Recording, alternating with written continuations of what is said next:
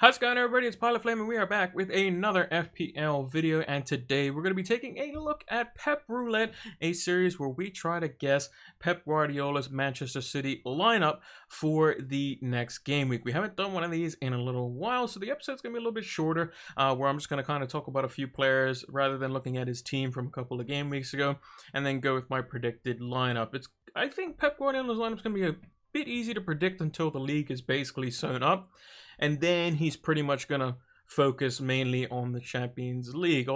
So there are going to be some fixtures where it's going to be, you can see where he's going to rotate, and some where he's probably going to play his best 11, because he knows that if he wins a couple of games and United drop points, or Chelsea drop points, or Leicester drop points, then they will definitely have the league sewn up. I mean, it's already pretty much done. They're 14 points out in front with like a game in hand or whatever it is, or 11 points, however many it is. It's basically double digits. They've pretty much won the league. Then they have to win a Carabao Cup final. So that's 2 out of the 4 major trophies already in the bag. So they're looking pretty good for potentially still the quadruple this season. Hopefully that doesn't happen, because as a Man United fan, I wouldn't want them to beat the Man United treble of 99. If you haven't done so already, make sure to leave a like on the video, subscribe to the channel if you are new, and turn those notification bells on so that you can get the content as soon as it is readily available. And drop us a follow over on Twitter so you can keep up to date with all the different posts that we're doing over there. And follow us over on Twitch so that you can come join us for our deadline stream, which we will. Got my words tied up there. We will be having a deadline stream. Definitely will. 5 a.m. EST is when we'll be doing that, 1 hour before the deadline for game week 30. I'm excited to have FPL back. The break was nice. I personally like the game weeks when they're really hectic, like over the Christmas period, but glad to be back for that. And I have 2 free transfers, so we're going to be taking a look at that on the stream. So make sure to come check us out with that and bring your questions for that over on Twitch. So without further ado, let's see the first player that we're going to talk about for Pep Guardiola's starting 11. The first player that I wanted to talk about is Ilkay Gundogan, someone who's been a mainstay in Pep Guardiola's team for several weeks.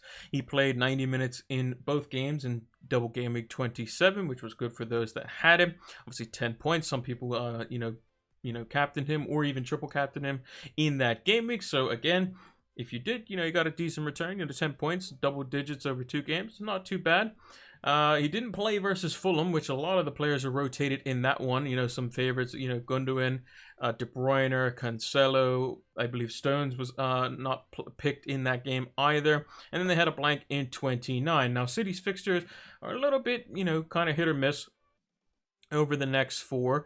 They obviously have Leeds in 31, which is quite good. But Leicester, away is quite tricky. And then also they have Aston Villa at home in 32 before they blank in 33, where they have to play Spurs for the Carabao Cup final. And then their last 4 or 5 are quite good. But then that is the business end of the season, and there could be heavy rotation. But Gundogan is someone who's, once he hit form, very rarely got rested. And he's someone who is kind of in that kind of niche role where not many players on the team can do it other than him. He's kind of that box-to-box shuttling midfielder who can kind of drop back and provide some defensive cover, but also arrives late in the box so that he can get in among the goals. And I think that he's going to be important. I fully expect him to start versus Leicester. Maybe he gets rotated out versus Leeds, which is their game 31.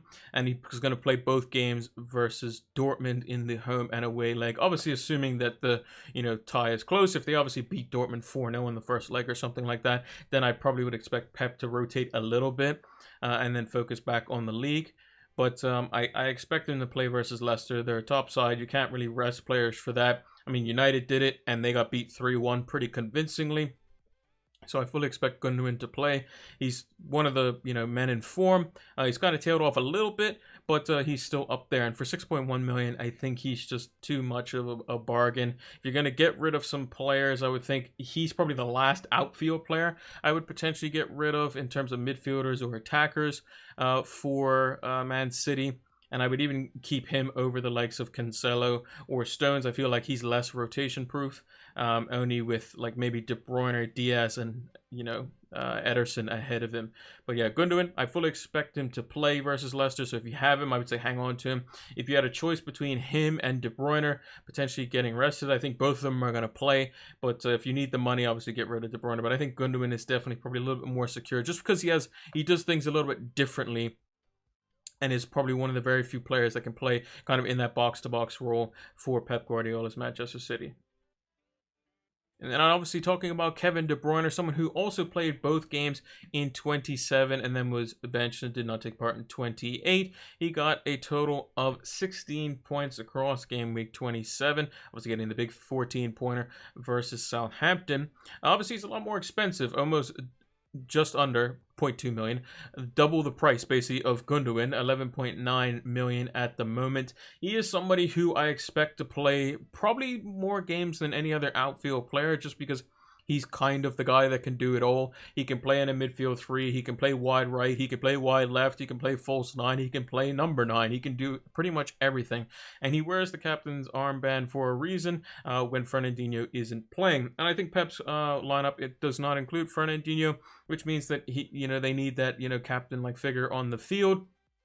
And I think that De Bruyne is certainly that. He also just brings something that nobody else in all of Man City's team can basically do, which is just a just delivery from either side of his right foot, from either side of the pitch at various different, kind of positions on the field, whether it's close in towards the box or it's further back. He can do a whip delivery, low delivery, lofted delivery. It doesn't matter. He'll find a way. If you give him time and space, he can definitely hurt you. Also, his set piece threat is obviously fantastic. He has great deliveries from corners as well as direct free kicks, and he can be quite crafty at times. He's put free kicks underneath the wall, around the wall, over the wall, done everything that you can think of. And also, I think he's probably their best penalty taker as well. So if City are looking to potentially nick one late, which maybe is a close contest for Leicester, let's say, he's going to be one who's going to come on and score the goals. If Aguero's on the pitch, Aguero probably takes him, just because it is his last season, as they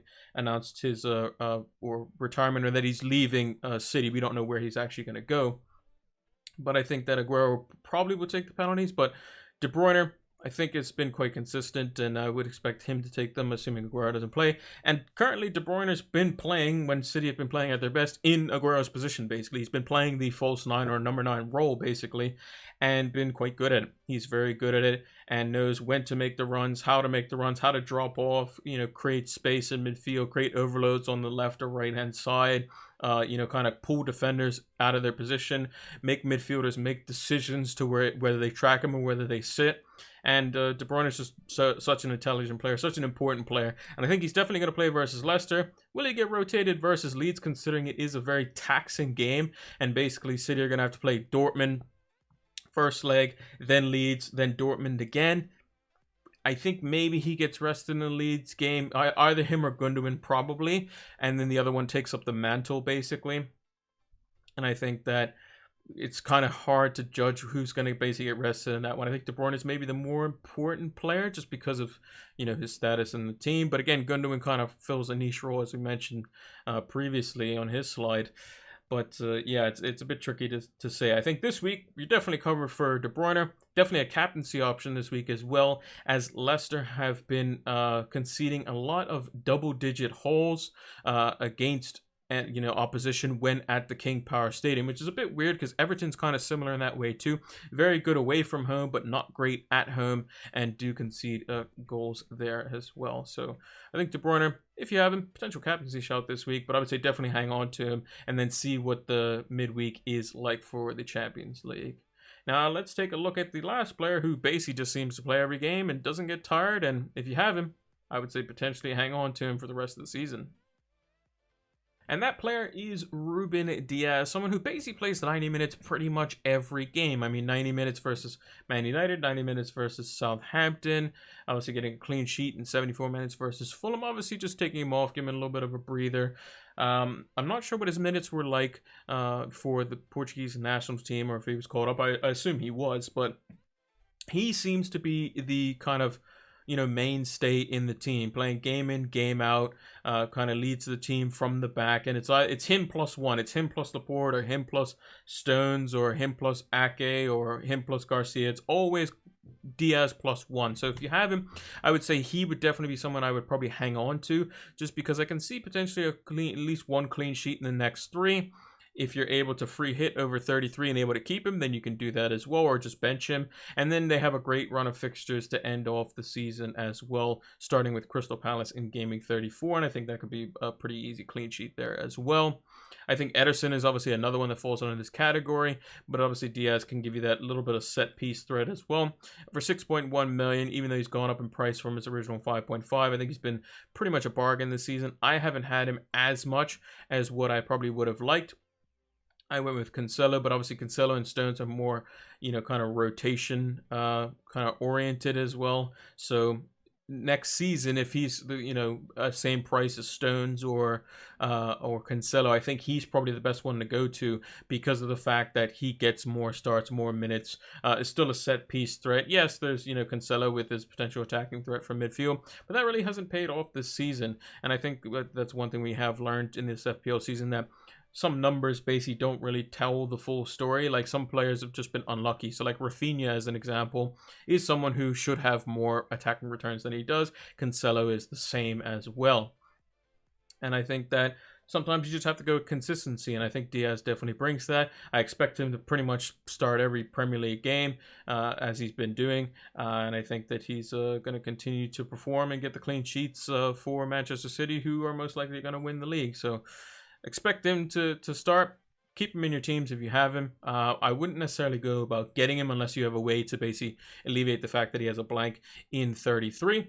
But otherwise than that, been a great asset this season, and he's going to probably start in Game Week 30. And this is my predicted lineup that I think Pep will go with for Game Week 30. I think this is his best team. I think he has no reason not to play his best team versus Leicester. If he gets the 3 points here, not only does that give them one step closer towards winning the Premier League mathematically, even though they pretty much have already won it, but it also knocks another rival down a peg who may be, trying to get, close to their points tally. And I think their best 11 consists of the following players. I mean, Ederson in goal, obviously. Cancelo at left back. Walker at right back. Walker will be able to deal with the pace in behind from Jamie Vardy. John Stones and Diaz, best center back partnership. Although Stones did make a mistake over the international break, he made up for it by getting an assist for Harry Maguire's late goal versus Poland in their 2-1 win. In midfield, Rodri, for me, Pep likes him over Fernandinho, who is, I think he's 35 now, and Rodri's just been, pretty solid this season. Bernardo Silva and Gundogan in kind of that midfield 3. Bernardo Silva kind of fluctuating all around and kind of floating around. De Bruyne in the false 9 role with Mars out on the right, who's picked up his form over the past few games. And Raheem Sterling, somebody who I think is, on his day, undroppable. Hasn't really hit the heights of last season for this season, but I think that he's probably the best available attacker on that side, and I think he's going to play every big game. And Leicester is technically a big game. They are in 3rd place at the moment, and I think that they are definitely a major threat. One thing else I would like to add is the fact that a lot of this, the reason this system and the reason it's so successful is the fluidity. If you look at the players in there, Riyad Mahrez, he can play out on the right-hand side and cut in, or he can swap out to the left and kind of use his creativity out there as well. Raheem Sterling, same thing, can play either flank, can also play in the false 9 role. Bernardo Silva can play all across the front 3 and play in the midfield 3. Gundogan and De Bruyne can basically swap positions, causing mismatches for like man marking systems or players that need to be looking after De Bruyne. If Gundogan drops into that space and De Bruyne goes deep, is the center back going to follow him? Is the midfielder going to stay with him? What are they going to do? And then De Bruyne ends up whipping across him from deep. And then Sterling's in at the back post or what have you there. And then Cancelo obviously throws another spanner in the works there. And then, you have the security of Walker, Stones, and Diaz as like a back 3 at times for them, when they're kind of building out from the back. And it just provides solidity for counterattacks as well as, attacking threat going forward. Because you just allow Cancelo to basically have a free role in the midfield 3. But Overall, I think this is Pep's best lineup. I think this is what he's probably going to go with versus Leicester. The only thing I can potentially see is maybe Foden in there, who has been quite good as well. But it just seems like in the bigger games, it just doesn't seem like he picks Foden enough to whereas it would warrant dropping like Raheem Sterling as an example. But again, some of these players have played a lot of international minutes. Gundogan has played 3 and 3 for Germany. Stones has played minutes in every game for England, I think, as well. And yeah, and Walker's played some minutes for England as well. I believe Bernardo Silva played some minutes, De Bruyne as well, Sterling definitely. But yeah, I think this is Pep's best team. I think they'll be good for this, this one game. Maybe he doesn't play Stones. Maybe he goes with like Laporte or somebody like that. Maybe he just has to assess how his center backs are, but for the most part, City are going to have the majority of the ball, and you're going to see a lot of the ball basically out on the wide flanks with the likes of Mars and Sterling trying to pull people apart using De Bruyne's movement, with Bernardo Silva's movement, Gundogan arriving late. That's what they're going to try to do, and Leicester just probably going to try to hit them on the break, and will probably implement a similar system which was successful versus Man City the last time they played them when they won 5-2. But obviously City are a different beast now, and it's going to be interesting to see how these two teams clash. But yeah, that's what I think Pep Guardiola is going to go with in Game Week 30. And that's going to do it for this Game Week 30 edition of Pep Roulette. If you haven't done so already, make sure to leave a like on the video, subscribe to the channel if you are new. It greatly helps out the channel, and turn the notification bells on so that you can get the content as soon as it is readily available. And drop us a follow over on Twitter so that you can keep up to date with all the content going on over there, as well as all the different posts that we make for new YouTube videos or when we go live over on Twitch. So make sure to follow us over there as well so that you can see when we go live for our preview and deadline streams, which we will be doing one on Saturday, 5 a.m. EST. Make sure to check the pinned comment down below. That'll take you straight over to our Twitch there, where we do all our FPL live streams. Thanks for watching, and until the next one, take care.